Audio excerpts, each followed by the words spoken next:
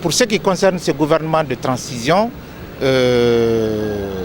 d'après ce que nous entendons, c'est que ce n'est pas le résultat d'une démarche concertée entre le Premier ministre et les autres forces politiques.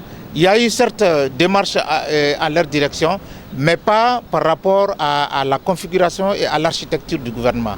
Et ce que nous avons appris, c'est que c'est une décision qui est le résultat d'une démarche qui a été menée de façon parallèle, donc pas de façon concertée.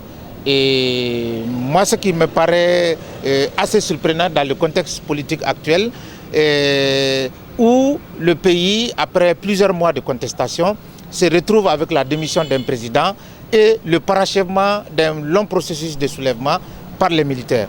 Donc, je me demande comment ce gouvernement qui a été mis en place, qui n'a pas tenu compte du rapport de force réel sur le terrain, comment ce gouvernement peut-il mener des réformes de façon profonde pour que nous arrivions à la fin de cette transition à une situation où les bases véritables d'un changement sont posées. Mon avis est que tout d'abord, les militaires se sont taillés la part du lion, en ce sens que les postes stratégiques, ils occupent ça.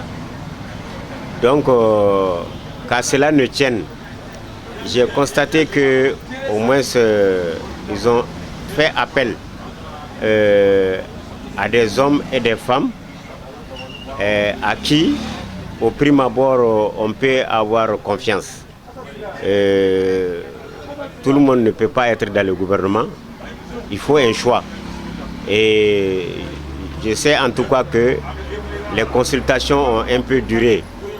Donc cela veut dire que le choix n'était pas facile. Il faut des hommes et des femmes quand même pour conduire cette transition qui, aux yeux des gens, c'est-à-dire avait commencé à tarder avant la mise en place vraiment de ce nouveau gouvernement. Il y a un sentiment d'amertume par rapport à la formation du gouvernement passé.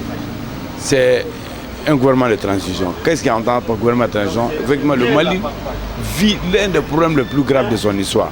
Donc c'est cette transition-là qui doit nous préparer un chemin pour sortir définitivement de la crise. Donc ce gouvernement a été formé à la va-vite sans tenir compte du choix entre prendre de compétences, d'intégrité et d'honnêteté. C'est la raison pour laquelle moi je ne suis pas du tout optimiste.